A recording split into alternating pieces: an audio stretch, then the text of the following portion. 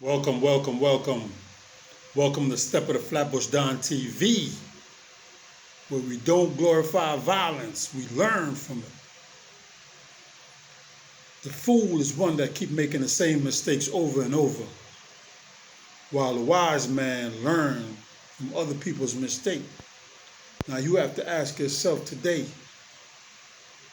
are you the fool or are you the wise man or woman? It's been a while, but much needed rest. Peace of mind is important. It's the ultimate. You got to put you first. Okay, we're going to get right into this. Now, there's a lot of people that think that gunmen or bad men or whatever you want to call them, shotters or steppers, is only synonymous with one group. You got, growing up in Flatbush, there was a lot of Jamaican steppers, a lot of shotters, a lot of Trinis, a lot of GTs, a lot of Panamanians. Everywhere, every demographic, every group of individuals in the Caribbean had, and Americans, had their own steppers or shotters. Today I want to cover a group that a lot of people, maybe just the ones in Flatbush, might be familiar with, and maybe they might not. Now we're going back into the 80s.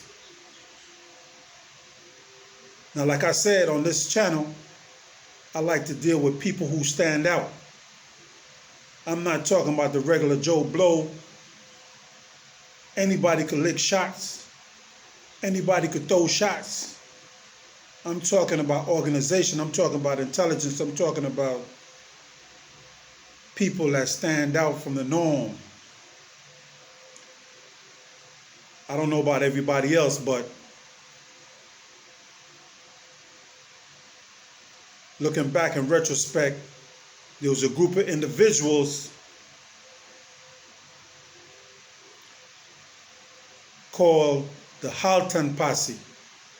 And these brothers was from Haiti. Now, you know about the ZO, and you know about different organizations that's predominantly Haitian. But I'm pretty sure that you never heard of the Halton Posse. Like, share, subscribe if you like the channel. Help the channel to grow. Make sure you like the video. That way the algorithms boost up and we got that circulation. All right, salute all the generals. Salute all the soldiers. Salute. One love. This is Stepper, your host. Now, like I said, I got a comment from a young boy that's from around my old way, tennis court. And he said, he sent me respects, but he said he never heard of me. But that's all well and good. You might come up, when I was out, you might have been in diapers. You understand me? And one thing about word of mouth and this and that, when one group leaves the set or leave the foundation and stray, another group comes on. You understand me? A lot of people was in it for the name, for the fame.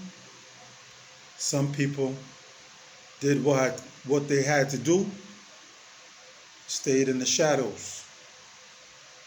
only the people that was involved in the inner circle knew certain roles that people played. It's never a good idea for everybody to know who you are and what you do. That's why whenever you have these task force or whatever, they'll come and clean everybody off the block because they know. A known individual is at a disadvantage. A known individual is on a list. Burglary happened, shooting happened, whatever happened, they coming for you. It happens in the area, you're known, they coming for you.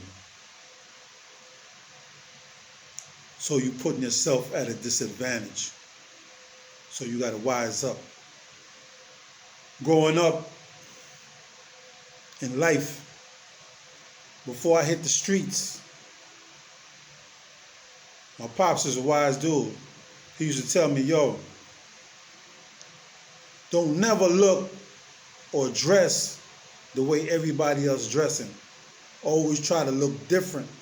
Always try to be different from the rest.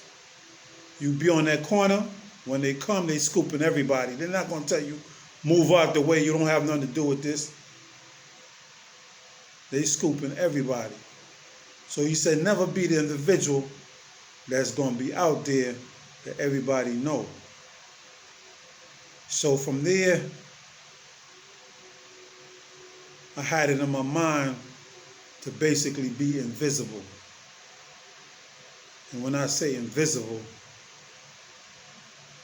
if somebody cruised through a block and want to see who's out there, whatever, you'll never catch me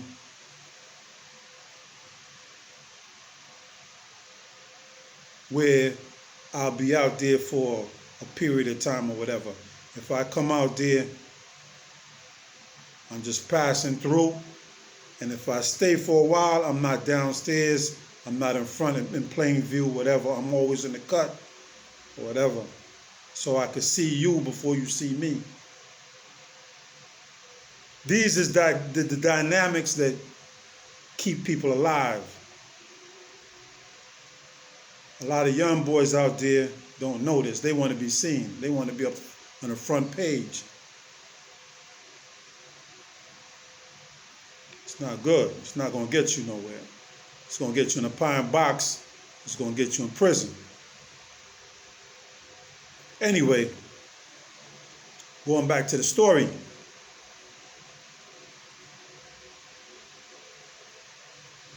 In the early 80s, there was a group of guys that was moving in their own right. They was pushing Beamers and this and that. They was getting money. They was wearing sheepskins like everybody else, leathers, this and that. The reason why I came to know these guys is that we had a little drama with them. As a matter of fact, my first stay in Rikers Island, my first bid, I caught off of these guys, these Halton Posse dudes. They had got into some friction with one of my homies, one of my brethren, and I went to go check them. What's going on? So I ran up on these guys on in front of RKO Kenmore. It's like 1982. There's about 5 of them out there. You know, I'm trying to reason. I'm going to reason. So I'm like, yo, what's the problem with my little homie, like my little brethren and shit? What's going on with you? So dudes start getting ignorant. I guess because they strapped. When dudes start talking reckless, out their mouth, it's usually because they strap or they got the numbers. They had the numbers over me and they were strapped. I know. I could see the way dudes move. That's what it was. So now we talking. I'm trying to come to, I'm trying to reason before we go the next way. Before we go to the extreme, I'm trying to reason. I'm trying to work things out. Trying to find out. Fact finding, right? That's what civil people do. So I'm trying to reason it out. What's going on? Trying to find out what's the problem so we could work on the problem. The more I talked, the more dude taking it for weakness. The more he take things for granted, I'm becoming less patient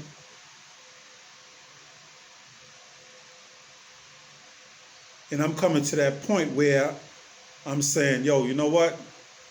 Bump this dude. Whatever.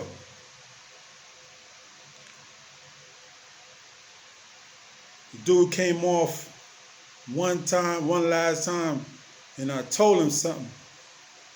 I forgot what I told him, but all I know is he start pulling. When he start pulling, I come off. Had a 3-pound 7 on me. And I just started letting it ring. I didn't wait to see who dropped or what happened or whatever.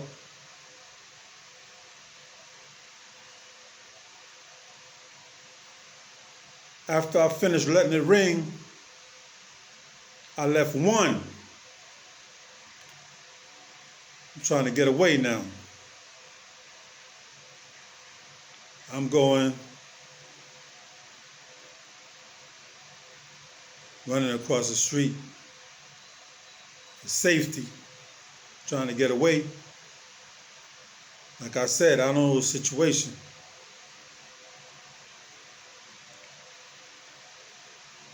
Five-0 tell me freeze. Another situation.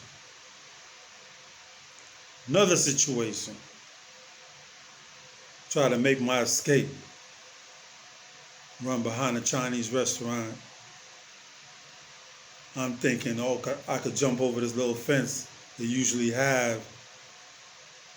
Run through a little tunnel underneath the building and come out on the next street.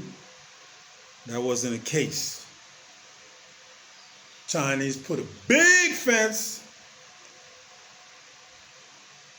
with barbed wire on top, I guess to prevent anybody from going through.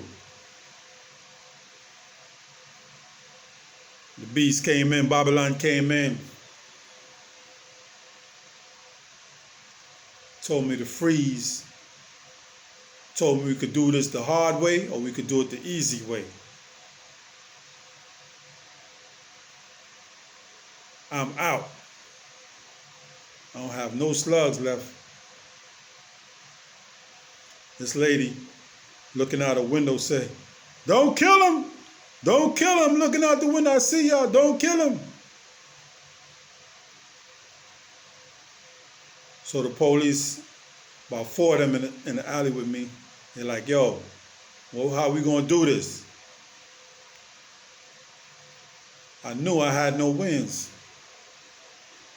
So I just threw the magnum down, put my hands up, jumped back over the little fence on the side that led back into the same street. And they just mobbed me, boom, threw me down on the ground, got to stomping me out.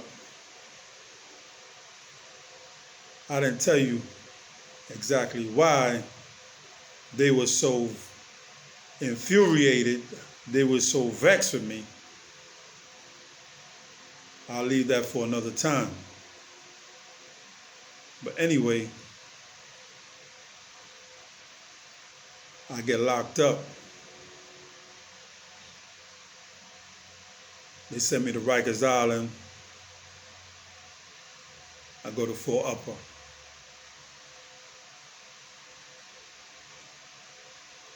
Come to find out, I start asking questions about these dudes. Found out these dudes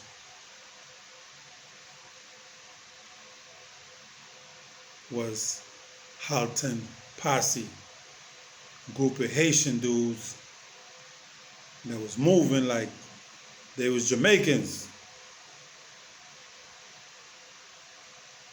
If they didn't open up their mouth and start talking that patois, you would have swore that they was Jamaicans. That's how I caught my first case, and